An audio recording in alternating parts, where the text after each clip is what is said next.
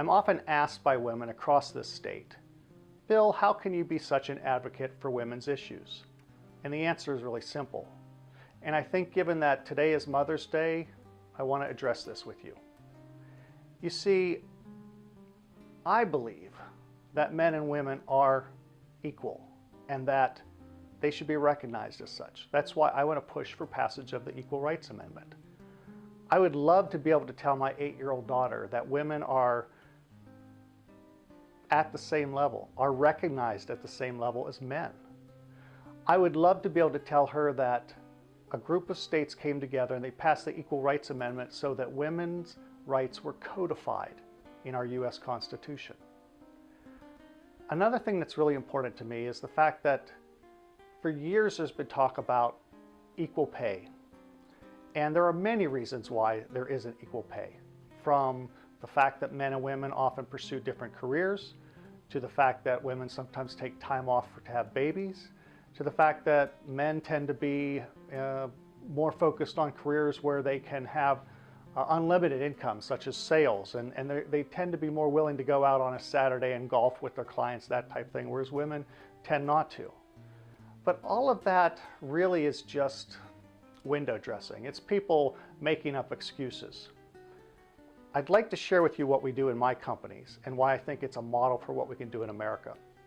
You see, we don't consider equal pay for equal works to be the genesis of what we're doing. We consider equal pay for equal results to be the most important thing. And equal pay for equal results means that whether you're a man or a woman, you come into a job and you have goals. And if you reach those goals, you're compensated a certain amount of money. And for us, it doesn't matter if you're a man or a woman. If you reach your goals, you're going to make as much as anybody else that reaches their goals. And it really doesn't even matter whether you have a college education or a degree from Harvard or Stanford, or whether you went to community college in Las Vegas, Nevada.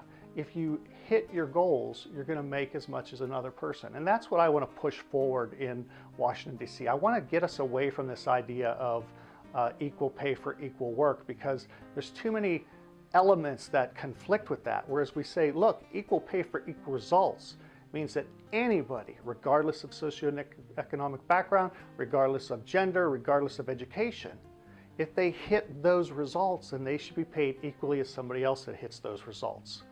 And that's one of the things that I find very important. And it was interesting, about a week and a half ago, I was up north and a woman came up to me and she said, I read your paper on women's issues and I agree with everything in there, but I have to ask you a question. I said, well, what is that? She goes, how can I trust a man to stand up for women's issues?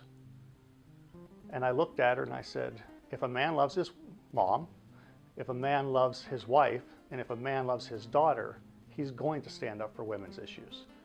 And that describes me. I believe that a lot of the problems that women are facing, whether it's harassment, whether it's lack of opportunity, whether it's the glass ceiling, these can be addressed. And I want to hear from you as to your thoughts on it as well. But you know what?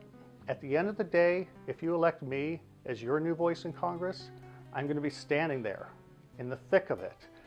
Might be the only man doing it, but I will be standing there fighting for your rights, fighting for programs that benefit you, fighting for ways to get single mothers the structure, the support they need so that their kids can go to a daycare, for instance, or go into school and potentially stay a little bit later after school so it more perfectly coincides with the workday for women.